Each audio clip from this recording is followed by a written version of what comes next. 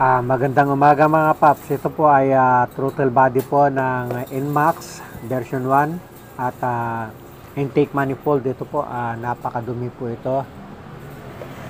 Ilang taon na din po siyang hindi nagpapalinis, kaya ganyan po ang nangyari hanggang sa inabot ng namamatay-matay. Pero wala po dyan ang issue. Ang issue po ay nandito po sa may fuel pump. Pero nilinisan na rin po natin yan, yung throttle body tsaka yung intake manifold. Napakabili na po. Ito po talaga ang problema po ng unit na to. Itong fuel pump niya, itong IC connector po ng fuel pump. Yan, naputol na po yung terminal. Yan, may nabibili po niyan sa Shopee.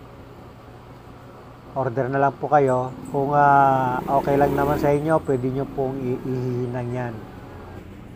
Katulad po ng aking gagawin, hinangin ko lang po ito. Kasi pwede pa namang hinangin yan.